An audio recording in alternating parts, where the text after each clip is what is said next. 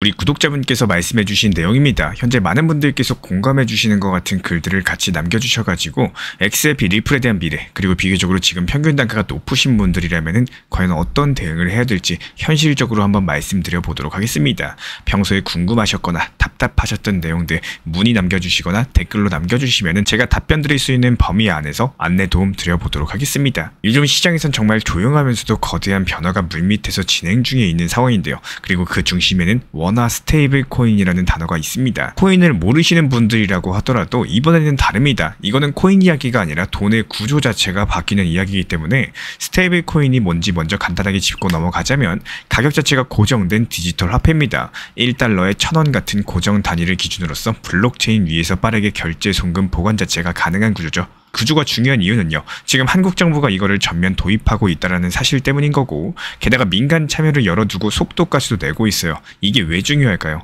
스테이블 코인이 깔리면은 그 위에 올릴 수 있는 모든 금융 서비스가 새로 짜이게 됩니다. 그리고 바로 이 지점에서 비트코인과 리플이 다시 주목을 받고 있는데요. 먼저 비트코인부터 보겠습니다. 비트코인은 여전히 디지털 금의 자리를 지키고 있고요. 최근에 이스라엘 이란 전쟁, 미국 부채 한도 위기, 금리 불안까지 여러가지 온갖 지정학적 불확실성 속에서도 비트코인으로 자금이 이동을 하고 있습니다. 하지만 이제 단순한 피난처를 넘어가지고 스테이블 코인과 함께 움직이는 디지털 금융의 기준 자산이 되어가고 있어요.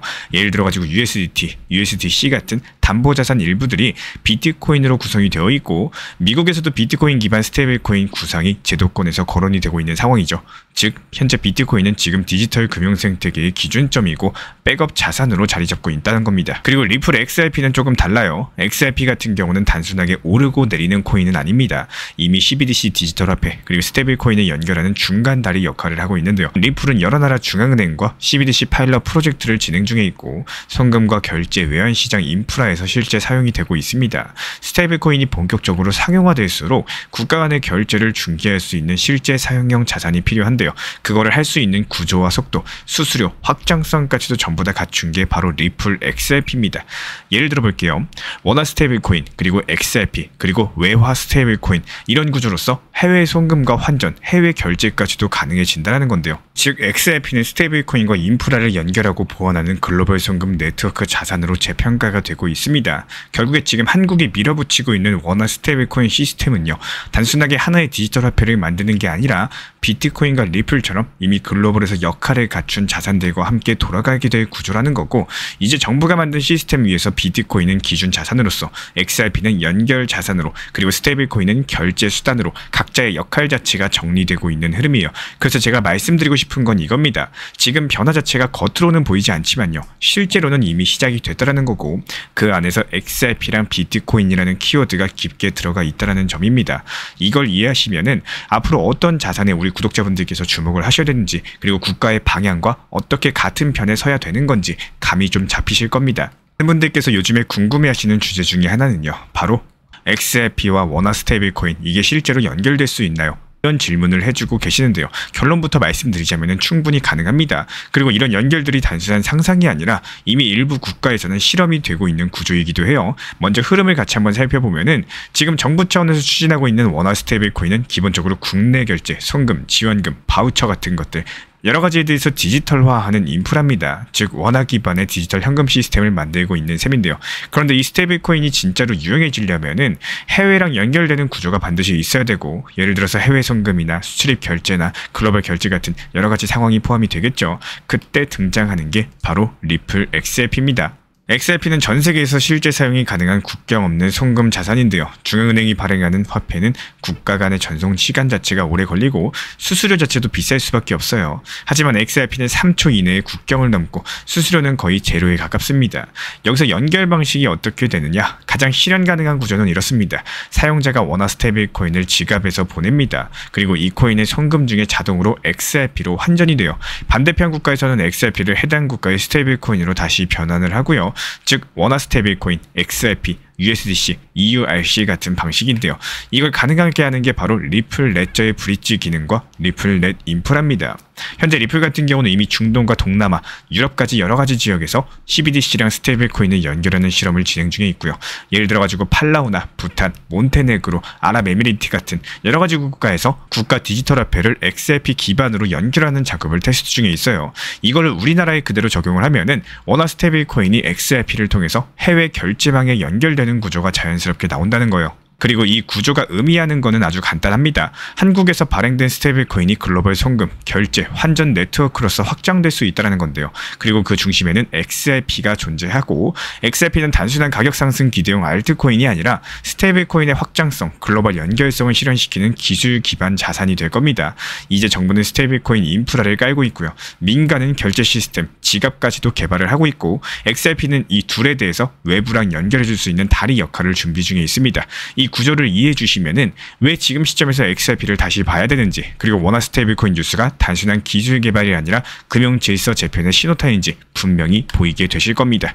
특히 요즘에 정부가 밀어붙이고 있는 원화 스테이블 코인에 대해서 많은 분들께서 이거 민간에서도 쓸 수 있는지, XRP랑도 연결이 될 수가 있는지 이런 질문을 주시고 있는데요. 이 부분을 조금 더 깊게 풀어보겠습니다. 먼저 지금 한국의 스테이블 코인 생태계는 정부가 판을 짜고 있고요. 민간이 그 뒤로 뛰어드는 구조로서 설계가 되고 있어요. 과거에는 블록체인 기반의 금융은 정부는 규제하고 민간은 눈치 보면서 시도하는 그림이었죠. 그런데 이게 정반대가 된 거고, 정부가 먼저 틀을 만들고 민간에서는 그 안에서 뛰라고 허용을 하는 구조가 될 겁니다. 대표적인 예시가 바로 발행 요건이에요. 스테이블코인 발행 기준을 50억 원에서 5억 원으로 대폭 낮췄는데요. 그 이유는 정말 간단합니다. 핀테크 기업, 결제 사업자, 금융 플랫폼 기업들이 직접 참여가 가능하도록 진입 장벽을 낮춘 건데요. 단순한 기술 시범이 아니라 실제 시장에 스테이블 코인을 뿌리 내리게 하겠다라는 의도가 뻔히 보이고, 여기서 그러면 XRP가 어떻게 들어올 수가 있을까? XRP는 이미 리플 넷이라는 글로벌 결제 네트워크를 통해서 스테이블 코인과 CBDC와 연결되는 구조를 실현 중에 있습니다. 저희가 영상 서두에서 말씀을 드렸던 것처럼 이 구조들 자체가 단순한 블록체인 전송이 아니라 법적으로 허용되는 범위 안에서 자산을 연결하고 송금하고 교환하는 구조라는 거예요. 그러면 이런 그림이 가능할 겁니다. 국내 핀테크 기업 A가 원화 스테이블 코인을 발행을 해요. 이 스테이블 코인은 국내 결제망, 해외 송금 기능을 동시에 탑재를 할 거고, 이 송금 과정에서 XRP가 브릿지 자산 역할을 하게 될 겁니다. 받는 쪽에서는 XRP를 다시 USDC, EURC 같은 외화 스테이블 코인으로 전환해가지고 받게 되고요. 이 구조가 중요한 이유는 스테이블 코인끼리는 국가별 발행 기반 자체가 다르기 때문에 중간 연결고리가 반드시 필요하다라는 점입니다. 그리고 지금 그 역할을 가장 빠르고 안정적으로 해낼 수 있는 자산이 바로 XRP인 거고, 여기서 더 중요한 거는 법적으로 이게 가능해지기 위한 조건 자체가 지금 만들어지고 있다는 거. 최근에 금융위원회 측에서는 전자금융거래법 개정안과 그리고 디지털 자산의 기본법의 초안을 통해 가지고 스테이블 코인의 민간 발행 사용 조건에 대해서 구체화하고 있는데요. 이게 통과만 되면은 XRP는 리플 회사가 이미 확보해둔 국제 송금 면허, 결제망 라이선스를 기반으로서 한국 내부 스테이블코인과의 기술적인 제도적 연동 자체가 가능해질 수가 있다는 겁니다. 현재 한국의 스테이블코인 생태계는 민간 핀테크의 실제 사용 기반, 그리고 정부의 제도화 시도, 그리고 글로벌 브릿지 자산인 XRP를 연결할 수 있는 이 세 가지 축이 동시에 움직이고 있는 상황인데요. 이게 연결이 되는 순간 국내 스테이블코인은 단순한 실험이 아니라 글로벌 지급 결제 시스템에 편입되는 수단으로 진화하게 될 겁니다. 지금까지는 정부의 큰 그림과 구조 이야기를 해드렸다면 여기서 조금 더 구체적으로 들어가 보겠습니다. 실제로 어떤 핀테크 기업들이 움직이고 있는지, 그리고 그 기업들이 XRP와 연결될 수 있는 가능성은 어디서 나오는지 사례 중심으로 한번 정리해 볼 텐데요. 먼저 지금 국내에서 가장 주목하고 있는 것이 카카오 계열사예요. 카카오 같은 경우는 이미 카카오페이라는 전국민 지갑 플랫폼을 가지고 있고, 카카오 블록체인 계열사인 그라운드 X를 통해 가지고 클레이튼 기반의 DID, 전자지갑, NFT, 결제 실험까지 거의 모든 기반 기술을 확보한 상황입니다. 올해 들어서 카카오는 원화 기반 스테이블코인 실험에 들어갈 가능성이 있다는 관측까지도 계속 제기가 되고 있는데요.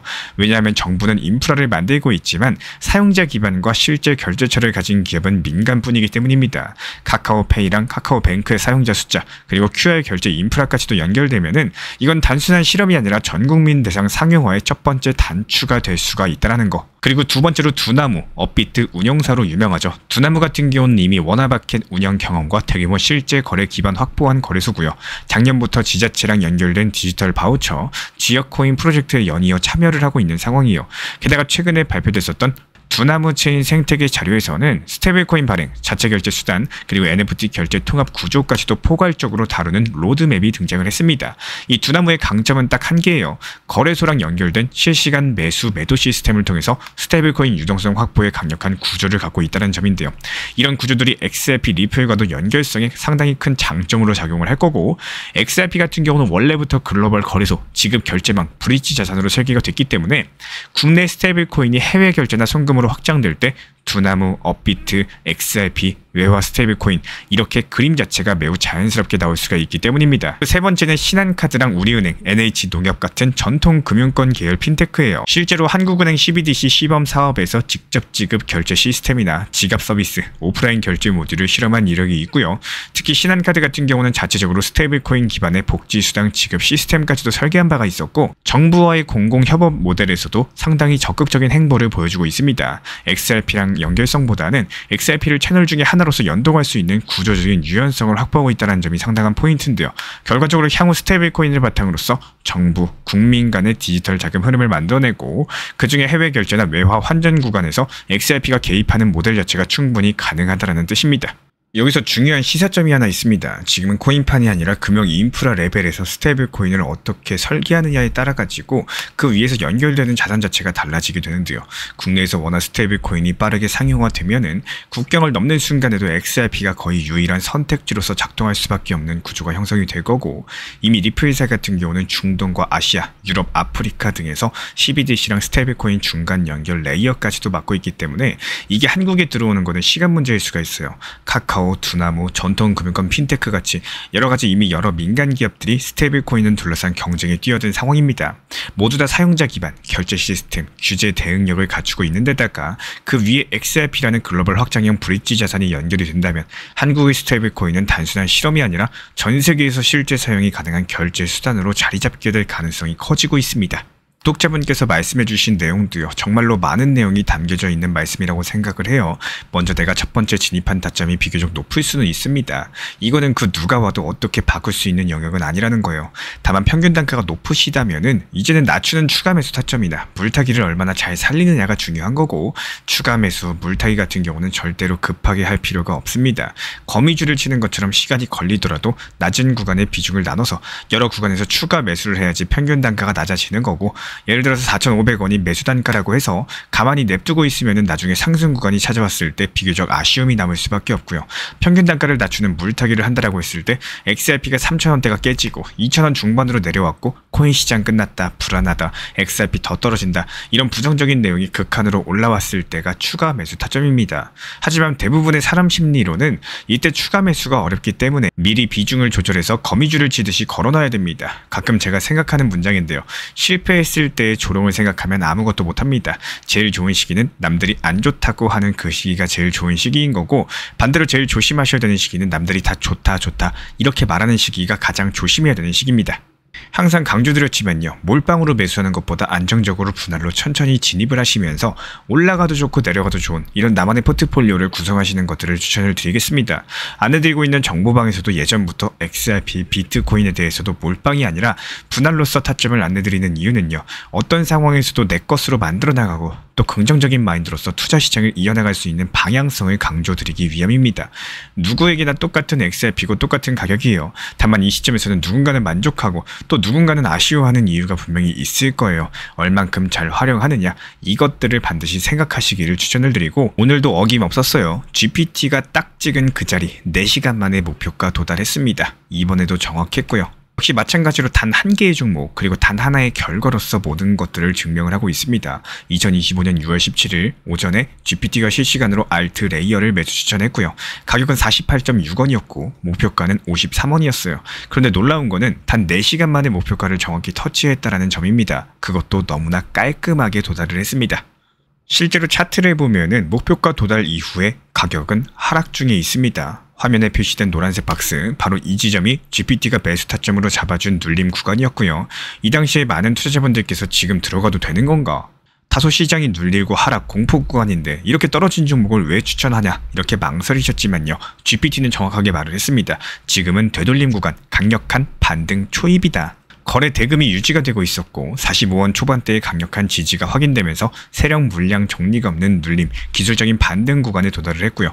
50원 위로는 매물대가 없었기 때문에 이런 분석을 바탕으로서 GPT는 48.6원의 분할로 진입을 했고 목표가 51.3원으로 같이 안내 도움드렸고요. 그리고 여기에 대한 결과는 보시는 것처럼 오전 10시에 텔레그램에서 실시간 브리핑 드렸고 오후 2시경에 정확히 53원 도달하면서 목표가 실현 완료했습니다. 우리 VIP 회원분들께서는 이미 전량 익절 완료하시고 현금 비중 보유하고 계시고요. 그 이후에 시세는 재차 하락하면서 정확한 타점에 들어가서 정확한 목표가에서 나올 수 있었던 매매가 실현이 됐습니다. 여기서 중요한 건 딱 한 가지예요. 단순하게 운이 좋았던 게 아니라 구조적으로 충분히 가능했던, 확률이 높았던 매매였다는 겁니다. GPT는 차트를 절대로 감으로만 보지 않습니다. 가격 흐름과 거래 대금, 캔들 패턴, 심리 분포, RSI랑 MACD 이 모든 데이터를 실시간으로 조합해서 이 자리에서 들어가면 통계적으로 수익 날 확률이 높다. 이런 결론을 도출해내는데요. 이번 알트 레이어 코인 매매도 역시 마찬가지였고 그 대표적인 예시라고 볼 수가 있습니다. 여기서 우리 구독자분들께 팁 하나만 도움 드리자면은 GPT 추천이 나왔을 때 그때 바로 진입하지 마세요. 지정된 분할 매수 구간, 손절 라인, 목표가 이 세 가지를 반드시 확인을 하시고 비중 조절과 추가적인 대응 전략 계획까지도 짜두셔야지 정확한 진입과 익절 자체가 가능해질 겁니다. 오전에 텔레그램 통해서 추천하고 오후에 수익 실현하는, 그리고 전량 익절 완료하면서 그 다음 타점 기다리고 있고요. 이런 모든 과정이 단순한 감이나 추측이 아니라 GPT의 신호랑 백업 데이터, 기반 분석을 바탕으로서 이루어지고 있습니다. 현재 보이시는 번호로서 문자 신청 주시면은 실시간 GPT 신호를 누구나 받아볼 수 있는 방법들, 다음 유망 종목 포착 전략까지도 이어서 안내 도움 드리도록 하겠습니다. 다음 신호 받아보고 싶다 이런 분들은 고정 댓글 링크 한번 확인해 주세요. 오늘도 영상 통해서 함께 해주셔서 감사합니다. 제가 안내해드리고 있는 코인 신사 채널 멤버십 전용방에 대해서 짧게 설명드려 보도록 하겠습니다.